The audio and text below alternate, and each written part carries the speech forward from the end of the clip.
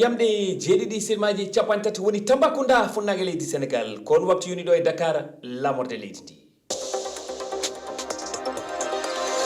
Amadou Barouba.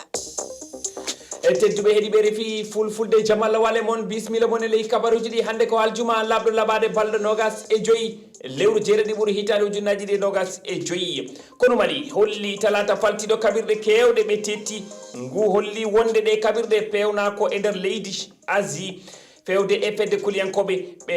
jopaki fedde murtuɓe e fela o alhaali laati e wi timtol ngol ko ballodiral timmogal hakkude leyɗele Sahel e leydi hoddani ɗum waɗi ɓe jiiti ɗeɗo kaɓorde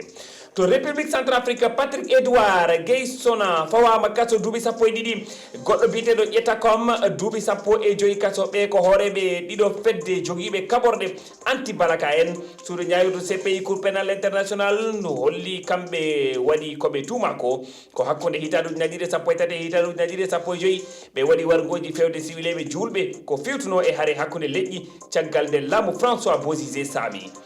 to France leydi ndi jaaɓi nambi en hettinan laamu Palestine ko ɗum nantini hanki alkamisa hoorejo France Emmanuel Macron e kontal makko X o holli wonde feere wonde ala so tawi jaam ana yiɗi heɓede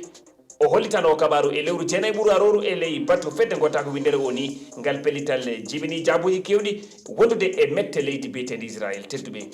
bisimilla moon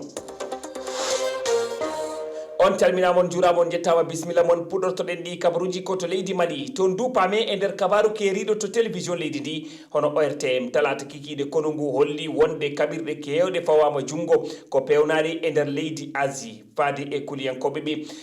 tawa ngu sappaki murtuɓe e fela e nder cimtol ngol nangugol waɗi ko e dow jokkodiral timmugal hakkude service aji toppitiɗi humpito fedde AS e ballal leyɗele bandiraɓe kono ngu wasani ñiwde natgol leyɗele goɗɗe e wallidde pelle kuliyankoje e tugnade e kabaruji ɗi refi heeɓi ɗe kaɓirɗe fewna koto Chine ɗe nanga to Togo e ballal humpitoji immoriɗi Niger